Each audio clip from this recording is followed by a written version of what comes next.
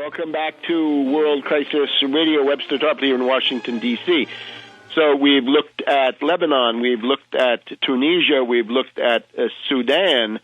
We should look at the China question, along with Korea, North and South, and Japan.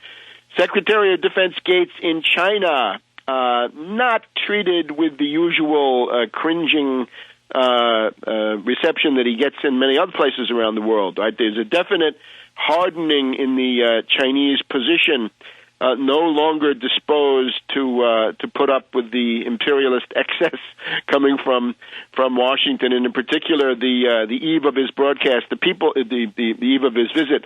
The People's Liberation Army tested their J-20 stealth aircraft, thought to be approximately the equivalent of the F-22 Raptor stealth fighter, and the news reports are that the PLA, the People's Liberation Army, had not really informed President Hu, so that President Hu was embarrassed and lost face. President Hu making his farewell visit to Washington, D.C. next week. He is scheduled to be replaced by Mr. He, X-I. He is the next leader of the party, and therefore the most likely the president, except that the rambunctious behavior of the PLA indicates that this succession may be more complicated than thought, at least in terms of the substance of it. Remember that the usual factional analyses of China distinguish between the globalizer faction with the central bank and the globalized financier types on the one side, and the Youth League faction on the other, who have more of a rural background, who are more concerned about issues of poverty and wealth disparities and so forth. Now we may have to factor in a third faction, which is the People's Liberation Army itself. President Hu, seen by many as weak. Who knows what he represents, thought to be a globalizer, but let's see.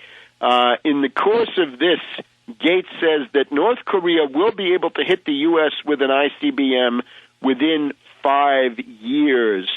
The Chinese are continuing to liberalize, although very slowly, the international trade in the renminbi.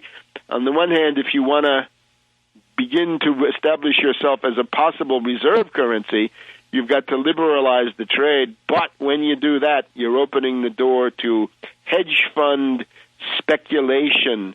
So the Chinese reserves are now up to about $3 trillion U.S. dollars, quite a successful model. Now, we have, interestingly enough, the Heritage Foundation, if we can find it here, the Heritage Foundation has published their index of economic freedom, and this is really interesting because you can see that there's an inverse correlation between what the Heritage Foundation calls economic freedom and economic success. For example, the 2011 Index of Economic Freedom, you can read this in the Wall Street Journal, Wednesday, January 12th. We're told, for example, that Ireland is ranked 7 on the list, better than the U.S. The U.S. comes in at 9, and of course they're not happy about that. Hong Kong 1, Singapore 2, Australia 3, New Zealand, Switzerland, Canada, Ireland, Denmark, U.S., and Bahrain. That's the top 10. So Ireland, the most bankrupt country in the world at this point, given to the fact that their government has sold out completely to the bankrupt zombie banks, they're number 7. They're free. We should be more free. We should be more like Ireland.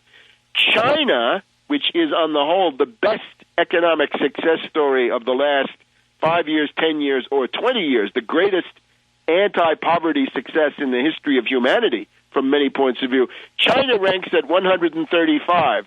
So you can see that there's an inverse relation.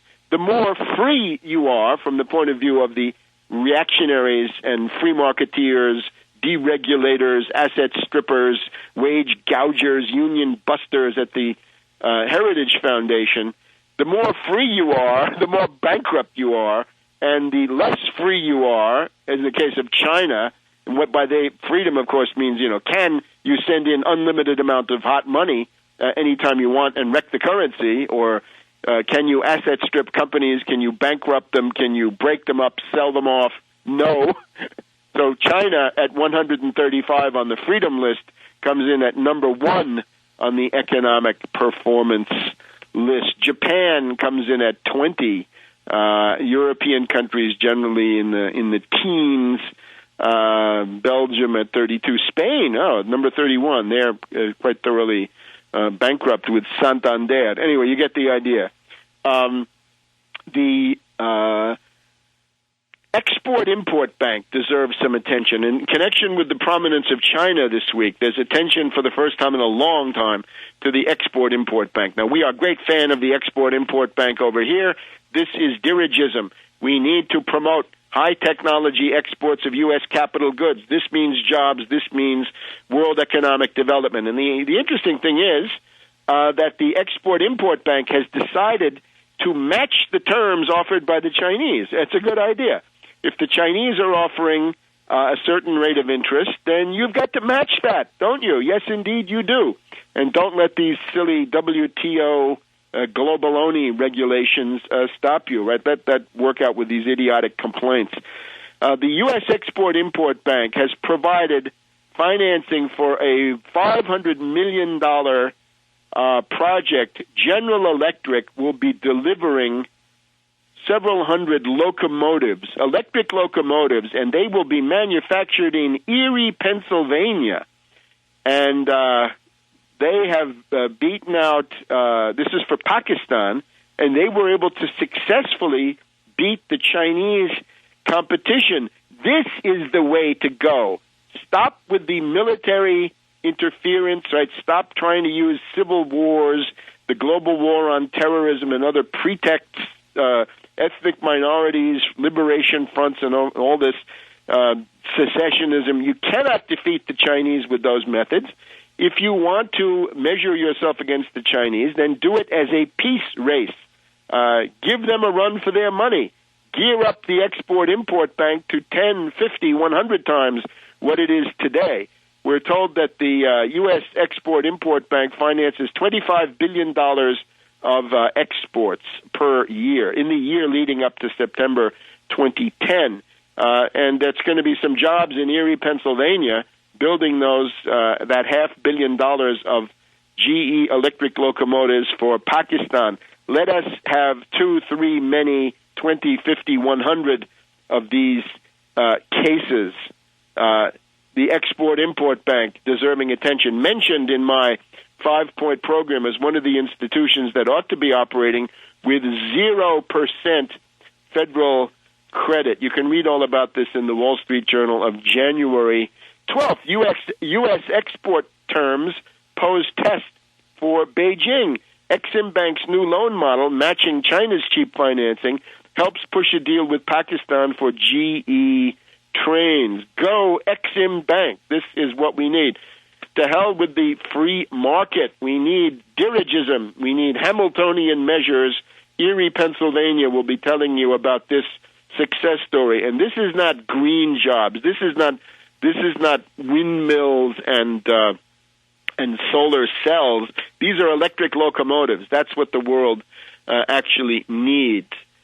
Now, we did go through this past week, but I think it's worth mentioning again. The other big aspect in terms of program and what we should be doing in terms of economic reconstruction using the 0% federal credit from the nationalized Fed is to rebuild the water systems, the canal systems inside the U.S., and we've got a crisis going on there, as we will describe now in our final segment.